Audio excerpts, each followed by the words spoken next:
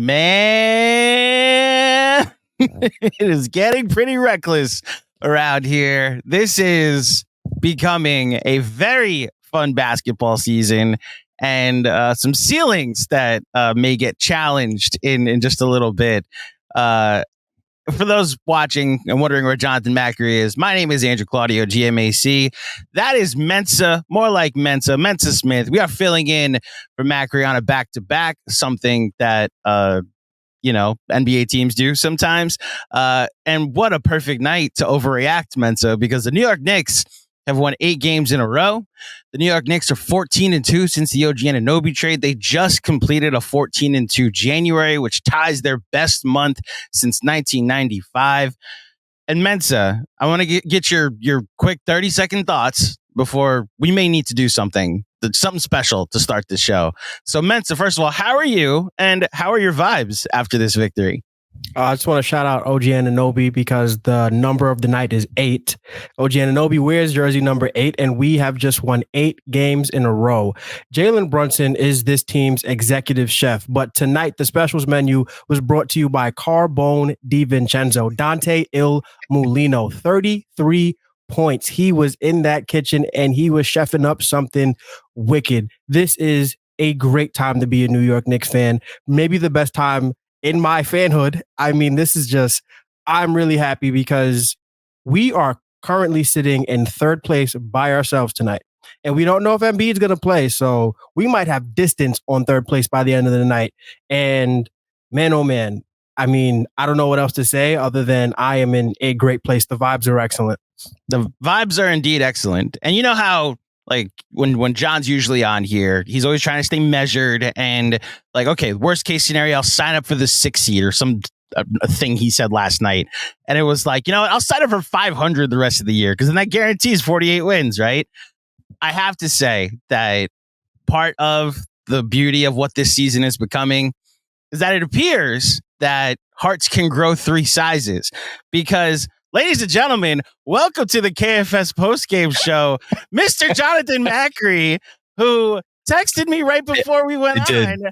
Do you have something you would like to say, sir, about your exciting basketball team that, as Mensa said, is sitting alone in third place in the Eastern Conference? First of all, hello, guys. Hello, Mensa. How are you, man? I'm doing great. Great to see you, John.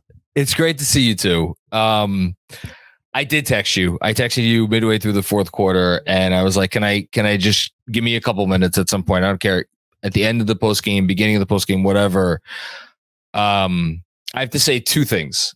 One, I went to my first game in the end of the 92-93 season, so that means doing some quick math that I'm old, and I'm really fucking old, and I've been watching this team for a long time. This right now, right this moment, is up there with the 99 playoff run for me as the most fun, as just the most joy, as the most like proud I have ever been to be a fan of this team. And look, there's been a lot of lean years in there, right? So it's like, you could look at it and be like, yeah, it's Slim Pickens, but at the same time, like, we've had 12-13, we've had Insanity, we had the We Here season, we had last year.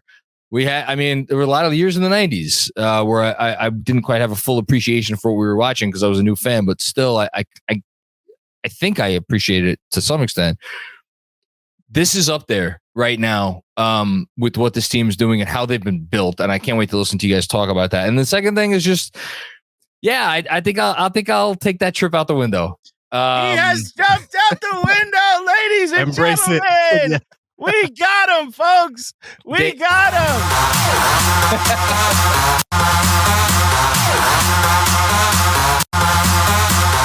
Proud of you, John. I'm proud of you for bracing your inner Jeremy Cohen. We got you on the Jumbotron, sir. I feel like they've earned it when Colin Sexton. Man, good luck getting to sleep tonight, Colin. When Colin Sexton poked the bear in the first quarter, and this team, to respond where they're like, Oh, that's what we're doing? That's what the assignment is? Okay. And you just, it's like, all right, we're just going to outscore you by 30 over the next, couple of quarters. And they did it like it was nothing. And they're doing it with seven guys, whatever it is. I don't know how you are supposed to look at this team and not say like they could beat anyone in any series at any time. They've earned that respect. They've earned the right for us to think about them in that way. Not to say that they're a perfect team. They're not. They need their guys back. They need everybody healthy. But I'm happy I don't have to do the post game tonight, frankly, because I don't have the words, and I'm happy. I'm thankful that you guys get to try to find the words, because it's just what we're watching right now. It's just really special, and I want to echo something. And the last thing, I'm going to go echo something that DJ Zulo just tweeted out. Whether you're a fan that's been a fan around for 70 years or 7 years, I just hope everybody appreciates what they're watching right now, because this is a team that, for I don't know how many possessions there were in this game, like they defended every possession defensively in this game like it was in Game 7 of the freaking NBA Finals, like maybe with a couple of exceptions, but they're just, they're giving it everything. And that's what I think, if you're a true New Yorker and you go through the grind and you make it in this city where it's as tough to make it as anywhere, but at the same time, you're rewarded if you put in the work ethic. That's why we want what we want from our basketball team. If you're watching this team do what they're doing right now, it has to feel special. And I'm sorry to hijack the show. I just needed to come on here and say my piece, and now I'm going to go away and I'm going to try to write a newsletter about this. No, I'm glad you came on and said your piece. Also, your boy is coaching his ass off this week. I would have loved for 3 fewer minutes at the end, but we got to take him with his warts and all. By the way, did you see his doppelganger tonight? I did. I saw the tweets. Look at this. You got Tibbs, and then you got like hipster Tibbs in the top left. Maybe his cousin. We don't know that. Maybe his family comes to watch the games. Tibbs and Hibbs. Tibbs and Hibbs. I kind of like it. Shout out to him. We got to get him on the pod sometime. Well, let's get that in there. Thank you, John. Enjoy your journey out the window. We will be also. We're already out, so yeah, I know. We appreciate. Welcome to the party, pal. Anytime. There you go, Jonathan Macri, ladies and gentlemen. Okay, Mensa. That was like, I feel like we just saw a miracle happen in this. Not just that the Knicks were able to win this game without Julius Randle, without Precious Achiuwa, but like Jonathan Macri has joined the reckless side of things. How do you feel? In the summer of 2022, the New York Knicks took what I believe is $122 million and paid a lot of money for a miracle. But between the 104 that we gave to Jalen Brunson and the 18 that we gave to Isaiah Hartenstein, this New York Knicks team has become just a different level, like a different tier of a team. Like what we're seeing this offense do with Jalen Brunson, who by the end of the night is probably going to be top 10. And I think he's already top 10 in offensive VPM, with a guy like Isaiah Hartenstein, who's still kind of like looking wobbly out there, going out there. And I think he grabbed 3 steals and 1 block, 12 rebounds. Like just what we're seeing from those two gentlemen and how everybody else is allowed to play in their certain role. Like it's so heartwarming to see the way this team plays together, because a lot of times as a Knicks fan, you can go back to a myriad of seasons and you would see a team that you felt you cared more about the games they were playing than they were actually playing. That's not the case anymore, because first, Tom Thibodeau has done an excellent job coaching this team. And there are games where again, just think about how many seasons this team would have come out flat on the second half of a back-to-back, especially because they traveled up from Charlotte. They just got the win. Nobody came out with that energy. They were missing some shots early on. Sure, that's not a problem, but they committed. They played the ball. They continue to just be the team that we love, care, and appreciate, right? And a team like Utah that embarrassed us the first time we played them. Like, let's just be honest. It was an embarrassing act. RJ Barrett had the worst game probably of the season. He's not here anymore, but it was not what you wanted to see. The team looked stagnant. They looked stuck in the mud. And it feels like they remembered that tonight because Colin Sexton probably started chirping, talking about maybe what he did the first time they played. And they were like, oh yeah, watch this. And then Dante DiVincenzo went straight into the kitchen. And the good thing about DiVincenzo kind of had a Klay Thompson effect on a prime Klay Thompson effect on Jalen Brunson, because when Klay Thompson would get hot, the entire Warriors, Steph is hot, everybody else is hot, and then DiVincenzo gets hot, and then it just opens up the floodgates. And that's really encouraging to see that this team, when it's losing one of its best scorers in Julius Randle, that Josh Hart can go out there and grab you a triple-double. The Precious Achiuwa can fill in and give you 18 points. The Dante DiVincenzo can give you a 33. That Jalen Brunson can remain Jalen Brunson. Even Isaiah Hartenstein with a double-double. Everybody played well tonight. And especially the starters. The starters were excellent. And I just think that when you watch this New York Knicks team, you don't have to worry about, will these guys try? Because they will try every night. And we are at a place where Leon Rose put a roster together that if this team is trying, we're already more talented than 70-80% of the league, because look, this is a 3 seed right now, top 10 record in the NBA, excellent net rating. I think their Pythagorean wins is higher than their actual wins. It's great to see what this team has become. They play together and they play a beautiful brand of basketball, not just on the defensive end, but on the offensive end. They are selfless since the Anunoby trade. They are making their shots, and just the way it's hard to find the words other than sometimes you're just awestruck watching these guys play. Cause like, is this the team that we grew up with? Is this the team that we had to watch Alexei Shved and Langston Galloway and Lou Amundsen and Travis Ware and a whole bunch of guys that came through this program? And now it feels like, even though there is probably going to be some more upheaval in the roster, it feels like you know who's going to be here long term. And that starts with Jalen Brunson, who continues to be the rock of this team, continues to be the ace. He continues to be our A1, our 1A, and the last time we'll ever see number 11 worn in the blue and orange. Jalen Brunson is just continuously awesome. You can go ahead. You got that right. And so I got to give a quick shout out to Joey Doyle, who just spoiled one of the notes I had written down. And it was going to be a shout out to you in the super chats. It's from Joey Doyle. I'll read this one first. So you get yours, even though you submitted yours last, you get yours first. The first note I wrote down was that on Casual Friday, the last one that was recorded because the Knicks keep playing on Thursdays, you predicted the Knicks would have no more than 3 losses this month, or it was 2 or 3 losses this month. I set the line at 2.5 and took the under. So the Knicks would have no more than 2. Guess what? They went 14-2, and the 2 losses, Mensa, they're 2 Josh Hart rebounds away because Josh Hart wasn't in the game because he was playing poorly. Like, if they get a rebound against Dallas, I thought they were coming back and winning. And the second one didn't have Jalen Brunson, and it still involved a Knicks fourth quarter collapse. Like, that's what it took to beat the Knicks this month. They destroyed the Philadelphia 76ers. They destroyed the Denver Nuggets, the 2 teams that have the 2 MVP frontrunners at the moment. They also destroyed the Miami Heat, our boogeyman. They took them behind the woodshed. Sent them into Siberia. Like, the reports coming out of Miami of what's wrong with that team and like the end of the run that it feels like is occurring. Regardless, like, to the mood and the vibes that are currently around this team, why I think it's so cool that we're hyping this win over a Utah team that was on the second night of a back-to-back where Lauri Markkanen was off, and like they beat the really undisciplined, and I'm not even saying it's on Steve Clifford, but like that's a bad basketball team they played last night in Charlotte. It's 2 back-to-back wins. Like, we used to think that the reason that the Knicks had to go so heavy and so intense in their rotations and like and because they weren't able to match with talent, right?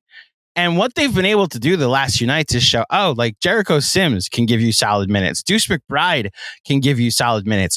What they've turned Precious Achiuwa into, my goodness, what he's been over the last 5 or 6 games. And like this is kind of the story of what this Leon Rose Tibbs era of the Knicks has been. Jalen Brunson leaves the Mavericks as like a sidekick to Luka. Everybody calls him an overpaid a player that got $100 million without ever making the All-Star team. And now, my goodness, like the superstar conversation is over. The Knicks have one. His name is Jalen Brunson. Julius Randle just released by the Lakers to go play for the Pelicans for a year, and then just kind of walks to the Knicks as a consolation prize to not getting Katie and Kyrie. Might make his third All-Star team on Thursday. Dante DiVincenzo signed for the mid-level exception. And like you said, has Klay Thompson impact on certain nights, shooting near 50% from three-point land since joining the starting five. Although, remember how tall you are, is all I'm going to say. I know we were joking on Twitter today that, like, just remember how tall you are. Your accuracy somehow gets better the further away from the rim you are. Like Josh Hart, like we get annoyed with his shooting sometimes and his pump fakes. The Josh Hart things when they're working are so good, and they help this team like get buckets. The thing that the notes I had written down for most of the night were like they're not shooting the ball well, and Utah's doing a good job of getting like make it so that Jalen Brunson can't take over, and the Knicks are still winning. Like between the offensive rebounds, the defense causing points, and the transition points that they were getting, and the fact they're just not turning the ball over. Like this was very much an organizational win in like the organization committing to a style of player that you get. And then Tibbs, just like all the Tibbsy stuff that we usually see from this team, just contributing to a win where like Quentin Grimes gets hurt and like Hartenstein's on a minutes limit and you're without OG and Randall. And man, Mensa, like I'm kind of there. Like I'm not sure we need to start keep looking to the summer as like, well, then we'll be contenders. That's if we want a stat pad, we'll go get a superstar, another superstar. This team as is pretty great. Let's just kind of start with DiVincenzo if you want to, and just like what he's been this season and what he was tonight. Finished with, I believe, 33 points. 33 points, nine made three-pointers. Yeah, which is 9 of 15 from three, a career high, 11 of 22 from the field after 28 last night. So we had a bet in one of the KFS group chats that like Fred was in it, and we asked like who's gonna be second on the Knicks in usage, and John said DiVincenzo. I said it would be OG. Jeremy said it would be someone who the Knicks trade for. Benji said Deuce. Fred said Deuce. John's the early clubhouse leader in that. Well, just like the point guard is able, like the other point guard is able to like Deuce. get the highest usage. I mean, Tibbs sees one thing go wrong and he pulls him, but like so, regardless, it's a usage conversation. So like DiVincenzo through 2 games of no Julius Randle. I mean, it looks pretty good to me, Mensa. I'll just say that it looks pretty good so far. I mean, can we say that Jalen Brunson and Dante DiVincenzo may be the best backcourt we've had in decades? I saw the question you asked on Twitter. Like how many decades? Like, you know what? Is that crazy to say? This has been a front court team for the majority of my life. Are we talking about 3 decades ago? Or are we talking about 5 decades ago? Like these guys are really great. And I think you touched on a really good point about Dante DiVincenzo and Jalen Brunson essentially being free agent signings. How many teams? And okay, so what I want to say is the New York Knicks, we know and has been reported that they have spent more money on their analytics department than any other team in the NBA. And that in a salary cap league, when you're New York, you have to figure out ways to circumvent the salary cap and just be the big bank.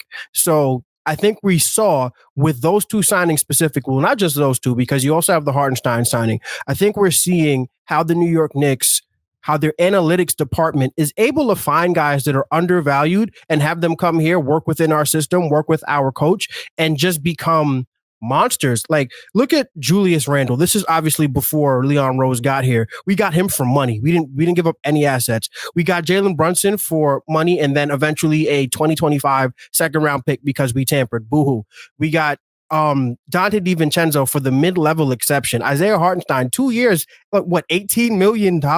And these guys have been so, like, what would the Knicks season be without those 4 gentlemen, right? We'd still be worrying. We would probably still be in the, is Quentin Grimes gonna be it. Like we would still be working through that probably. It just we would be in no man's land because Mitchell Robinson gets hurt, and then his backup becomes the most impactful defender in basketball.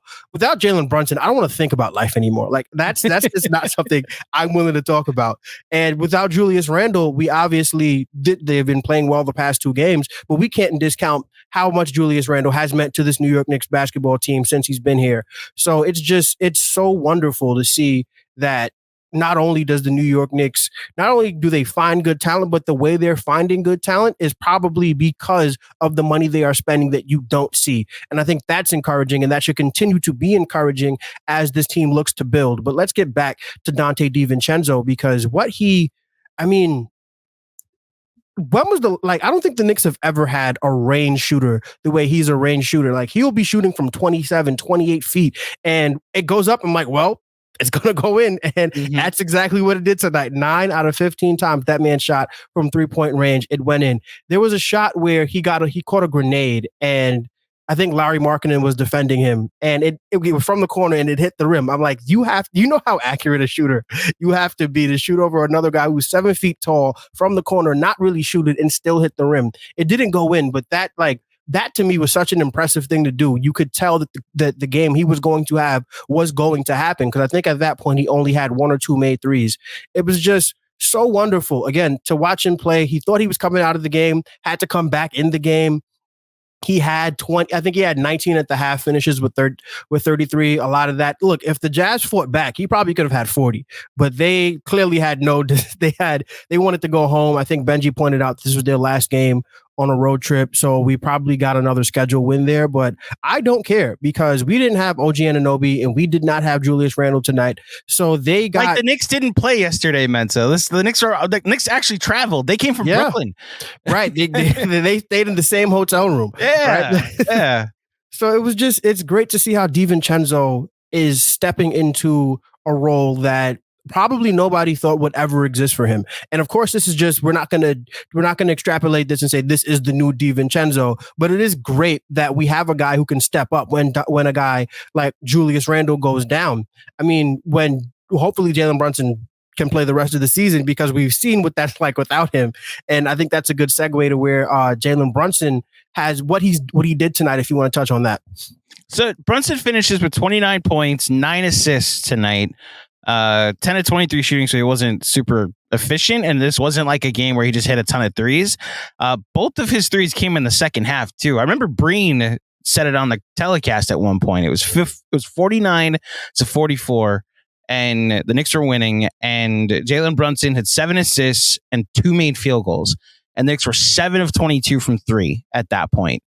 And you're thinking to yourself, wow, so the Knicks aren't hitting threes. Like Brunson has 2 made buckets tonight, had 8 points in the first half, 21 in the second half, right? And the Knicks are I felt comfortably ahead in this game because they're winning all the hustle points. Like, they're clearly the team that's trying harder. I'm not saying that Utah, I didn't think Utah's effort was all that bad either. I just thought the Knicks their effort was better. And then Brunson takes over in the second half, partly because of the DiVincenzo gravity that they had to honor. And yeah, I thought this was just another solid performance that it says a lot about your best player when he can have a quiet 29 points, and 29 points isn't quiet, man. So it's 1 shy of 30. So he continues to be awesome in making his case for what will be a coronation on Thursday when he gets named to the All-Star team. Yeah. I mean, Jalen Brunson being named to the All-Star team was a foregone conclusion. 2-3 months ago? Like, he's just been going crazy all season. I think now the narrative is starting to catch up with him, because I saw a clip going around Twitter that I think Stephen A. Smith was admitting that he should have put him on as a starter, and Kendrick Perkins is saying that he should be an MVP candidate. I'm like, well, maybe if you guys were on top of this at the start of the season, we wouldn't be having these issues about who's the All-Star starter. If you didn't spend 3 months saying what he isn't, then maybe you would actually be able to recognize what he is, which is a budding superstar that the Knicks got for less money than RJ Barrett. And that's not even like a shot to RJ. Like, that's just like, they signed him for just above $100 million, and it's the best contract in the NBA at the moment. And here's what's more ridiculous about the $100 million contract for Jalen Brunson is that it wasn't on the table anywhere else. The Knicks far outbid everybody else for Jalen Brunson and got called all kind of names. Jalen Brunson's going to be the bust. He wasn't worthy of the contract. It was this, it was that. All of these different things that they were saying about Jalen Brunson. And now look, now you have a guy who All-Star is not even the question anymore. It's which All-NBA team will this guy end up on? Like, does he have a case for All-NBA first team? Depending, like, if the Knicks are a 2 seed, right? Does he have a case? Like, that's where we're headed. Like, for real. That's especially if he's an MVP candidate. I don't think he should be any lower than All-NBA second team at this point. I don't think there are 4 guards having a better season than Jalen Brunson right now, and I will stand on that until I can't stand on it anymore. Especially with the Well, it's positionless now, so that takes it out somewhat. But I'm still standing on it. To be honest with you, I'm trying to think, like, if games played is a thing, and like Embiid can only miss 5 more games, and if he misses more, he's ineligible for All NBA. Halliburton's missed a ton of games. Halliburton can only miss 4 more games to be eligible for, like. So I don't say it's a technicality that Brunson might have a good. I'm with you. He's an All NBA player right now, and I would probably have him on my. I'd have to actually sit down and do it, but second team feels comfortable for me right now. He may end up on first team All NBA, be the first Knicks since, I believe, Patrick Ewing to make first team All NBA. That sounds right. So yeah, Mensa, wow, you just kind of blew my mind with that. That may be where we're headed with Jalen Brunson in that conversation. He is All NBA, bare minimum second team right now. And I think that's what we have to acknowledge that, and we have to move forward in that truth so that we can stop this nonsense about Jalen Brunson is not a superstar. Jalen Brunson has been an average defender this season. A lot of that's probably because of the charges that he takes, and I am not quite comfortable with a guy his size taking charges, especially if we're getting ready to pay him like $300 million. He may have to stop doing that at some point, but it just goes to show you how dedicated he is to his own craft. I think he did a sit down with Michael Wilbon, and he was asking him like, hey, what do you think about the criticism? And I've never heard a more genuine I don't care in my life than what Jalen Brunson told Wilbon, because you can tell that it doesn't motivate him. And he goes out and he says that if I need that to motivate me at this point of my career, then something's wrong. And just having that mentality, having a self-starter like that as your leader, when your leader's a self-starter, everybody else has to start themselves. And if not, he's going to get into you. And I think we're starting to see Jalen Brunson evolve, not just as a player, but as a leader, because on a night where he's not the hottest hand, the Knicks are still playing great basketball. The Knicks are still keeping a team. I don't think we kept them under 100 for as long as it was relevant. I'm not sure. They only got to 103 because of garbage time. Like, exactly. And the garbage time honestly was 30 seconds. So maybe that's why Tibbs was so frustrated at the end, because was trying to keep them under 100, and right. The Knicks were not doing. I honestly think the team kind of took their foot off the gas at the end, which I would have too. They were up by 25. Yeah, this is. I mean, you're hinting on how well they played. My goodness, and this is something that's actually very encouraging, because when the Julius double teams came in 2021. It was like, oh, this is over. Like, they have no way of running a competent offense unless Derrick Rose gets hot, or Quickly gets hot, or RJ gets hot, or Alec Burks gets hot. They looked so ready for every Jalen Brunson trap. It's almost, and this is, listen, I'm not behind the scenes, but I'm just going to trust that this is part of the film study, that they're like, hey, when Brunson gets trapped, they knew exactly where to pass to, where everybody should go to, where the open spots on the floor would be. Like, Precious Achiuwa took a couple threes tonight, didn't make any of them. But like, that's where the shots will be, and like had a ton of shots on the paint because they were finding Hartenstein in the middle of the court, and he was able to use his passing skills from the top of the key, and they were able to get buckets that way, which tells me that they're preparing for what these next couple of weeks without Julius Randle are going to be when they try to score, especially on the offensive end. One thing that will help is Josh Hart. Again, just pushing it in transition and doing all the Josh Hart things. A triple-double tonight, 10 points, 10 rebounds, 10 assists, 2 steals, 2 blocks, and for good measure, 3 turnovers, Mensa.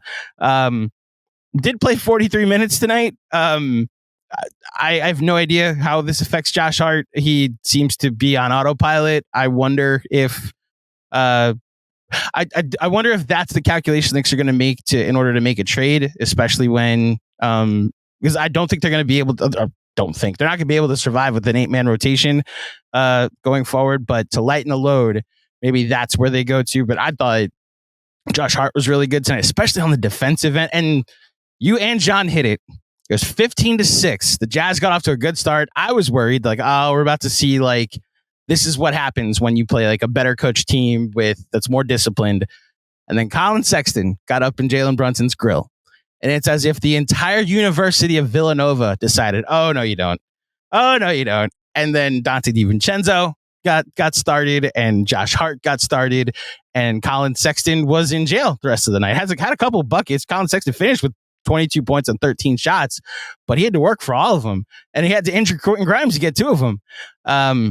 I just thought across the board, Hartenstein, Josh Hart, Precious Achiuwa, all of them played so well tonight, Mensa, and just like very disciplined and to just use it, Knicksy in how we've come to expect this team to play. Yeah, I think, again, that's just very true. Very well said. Colin Sexton poked the bear and found out. Yeah, I know you guys have seen the meme with the more you F around, the more you're going to find out. Mm-hmm. If you don't F exactly. around, yeah, you don't have to find out. Colin Sexton decided he wanted to F around and he found out. You know, it's like they say, if you don't mess with the bull, you won't get the horns. Well, the bull messed with us and got his own horns. So good luck, guy. Happy that we don't have to play him anymore. And I just want to touch on the Quentin Grimes injury because he got injured because he was playing good defense. Yeah. Colin Sexton could not go around him, so he went through him, and they ended up banging knees, but it seemed like Quentin Grimes was just fine. He came back in the game, doesn't seem to be ailed. We'll see how that goes, but once I saw that they banged knees, I'm like, okay, that's probably not going to be anything long-term. But we do need bodies as much as possible. So I'm praying that Quentin Grimes doesn't have, a bad knee day tomorrow. We need him for Indiana on Thursday, especially because they just lost. They're kind of reeling, so they're probably going to come into that game looking for a win. But yeah, the team is just playing at a really high level. And I do want to give some credit to Isaiah Hartenstein, a guy who I've been a big fan of the entire time. I think that we need to acknowledge that Isaiah Hartenstein is just an excellent basketball player and should have the starting role, save for a trade for a guy who's top 10 in the NBA, like as far as like top 10 players in the NBA, I should say. What he does for us offensively, it just opens things up. He's a better passer than we've had at the center position in a very long time. I remember when I first started watching him play for the Knicks, I'm like, this guy's like Joakim Noah light. And now, like, as we're getting closer and closer, and we're seeing more of him, like, you might have to strip that light and just say, this guy is Tom Thibodeau's second coming of Joakim Noah, because his defense is just, this is a center who's getting 3 steals tonight. I think he's still on pace for it. And if he is, you can correct me if I'm wrong here, but I think as a starter, he is averaging 2 blocks and 2 steals a game. The only other players in NBA history who have averaged 2 blocks and 2 steals for a season, Hakeem Olajuwon did it a couple times. You got David Robinson and you have Gerald Wallace. That is 3 players in the entire history of basketball who did what Isaiah Hartenstein was either on pace to do, and I think maybe not because of the injury, may have derailed him a little bit. But tonight, again, 3 steals. I think he had a block. Like, I call him the stockbroker because he just gets stocks. That's all he does. Stock after stock after stock after stock is Isaiah Hartenstein. And we just need to appreciate that he's the most impactful defender in basketball right now. I know OG Anunoby got a lot of the credit for when he came over, that the Knicks defense got so much better. But honestly, a lot of that is just because you were adding one of the best defensive wings in basketball and subtracting a guy in RJ Barrett who is up and down on defense, inconsistent on defense at best. And I don't want to disparage RJ Barrett, but the jump between him and OG Anunoby is colossal on the defensive end. So because we didn't realize that when the Knicks defense took a drop off when Isaiah Hartenstein got promoted to the starting lineup, it's because his backup isn't as good as him. Mitchell Robinson had the luxury of having Isaiah Hartenstein back him up. Isaiah Hartenstein doesn't have that luxury. So when another impactful defender like OG Anunoby gets to the Knicks, now you're seeing what this defense can do. I think it's really hard to get a better basketball player than Isaiah Hartenstein, and it's way hard to do it at $9 million a year. What the Knicks have done this year with Isaiah Hartenstein, who is currently top 35 in EPM, number 1 in defensive EPM, and I think that offensive EPM will continue to creep up as you see his value as a passer, as you see his value. Like, he got the ball in the paint and did like a drop step that led to a dunk, and I'm like, wow. When we watch a Knicks basketball player, a center who can put the ball on the floor. Shout out to Jericho Sims, by the way, because what he did tonight was insane. That one step where he went on Walker Kessler, who was like Mutombo when it came to DiVincenzo at the rim tonight. Yeah. But just saying, like, just what Isaiah Hartenstein has meant to this team, we don't talk about enough because a lot of the love is going out to Mitchell Robinson, and we can't wait for Mitchell Robinson to come back. But we need to understand that when Mitchell Robinson comes back, he is coming back to the bench because let's have that conversation. We will have that conversation. I agree with you. But this is the luxury of having two quality, starting caliber centers, which is why jumping out the window is appropriate at this point. Like 100%. The healthy version of this team has such a high ceiling, Mensa. I'm buying in. Like the boogeyman of last week, which is why the Randall injury was such bittersweet, because getting through those 2 games against Denver and Miami was like, oh, like this is a thing. Like they're able to just like through brute force take care of like the schedule loss for Denver is like fine, call it a schedule loss, but they won that game by almost 40 points. Like that was like schedule losses mean you lose by like 15, 16. Like I'm there with everybody that's ready to overreact to this team at the moment. And if I agree with you about Hartenstein, he's been outstanding. 14 and 12 tonight, as you said, the stockbroker with two steals as well as a block tonight. The only other player I wanted to highlight was, well, I guess again, Jericho Sims had some good minutes tonight. Did grab 4 boards, and then Quentin Grimes. My 2 cents remain that there's a playoff contributor in that player. 12 points again tonight, 6 rebounds. I thought he played really good defense.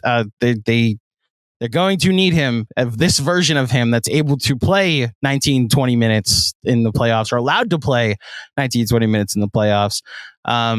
I guess the only other thought, unless you have thoughts on Grimes, is like I thought Deuce had a rough night, but I mean you can get away with like his defense remains fine, and if that's the bar for the Knicks is like your backup point guard plays solid defense, so that way Jalen doesn't have to play 50 minutes a night.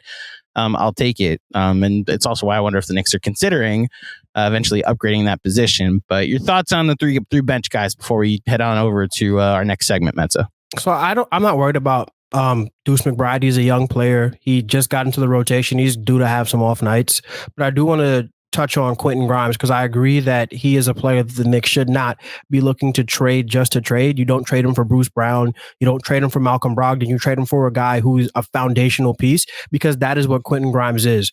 Now, a lot of times, Quentin Grimes as a defender, Quentin Grimes had what I like to say, great cornerback 2. So he's basically a great cornerback 2. And the thing about great cornerback 2s is that they get signed in free agency by other football teams, and those teams try to make them corner CB1s, and they're not CB1s. It doesn't seem like Quentin Grimes at this point in his career is a lead corner, is what I would say. So when we watch him play with OG Anunoby, you really see the value, because now you got Revis on one side. Now you're seeing the value in Cromartie. You're not worried about all the bad plays and all that sort of stuff. Same thing with Quentin Grimes. When OG Anunoby is on the court, teams get so frustrated that they have to outlet the guy that Quentin Grimes is defending and be okay with that. That is such a luxury to have. And I think that when you have a player like that coming off your bench, right? Dante DiVincenzo should be the starter, but what Quentin Grimes brings is an added element that is an added identity element, because this team is building its identity on the defensive end around Jalen Brunson. So having a guy like Quentin Grimes, I'm happy that the Knicks are giving him more minutes right now. It may be out of necessity. I quite don't care. I just want to see the kid play. And I think that because he's playing so well, it should change the calculus on what we're thinking at the trade deadline. You don't trade him for DeJounte Murray. I'm sorry. I mean, DeJounte Murray's already off the table, so we're not even worried about that. Yeah. But he's not going to Detroit for Alec Burks. He should not be going to Portland for Malcolm Brogdon. He should not be going to Toronto for Bruce Brown. Like, all that is, you're selling him way short. And excuse me, while I understand that the Knicks have a very vital opportunity, a very present opportunity to get to a conference finals and maybe further, and you want to maximize the value of the players, a lot of that is getting a player better than Quentin Grimes. And what he does defensively is very hard to find. So I would love to see this kid stick around. And I think that's pretty much all I have to say about Quentin Grimes right now. I agree. And if there is like a conflict between Grimes and his representation and the front office and Tibbs because he wants a bigger role, because I understand there's a business side of the team and of the sport as well, handle it in the offseason. OB came up huge in the playoffs for the Knicks. That game 4 doesn't happen. That game 4 win against the Cavs was vital because Obi Toppin played the entire fourth quarter. I want to have the insurance of Quentin Grimes and what I think he can add to a playoff rotation. Figure it out in the offseason, as far as I'm concerned. He's here to stay.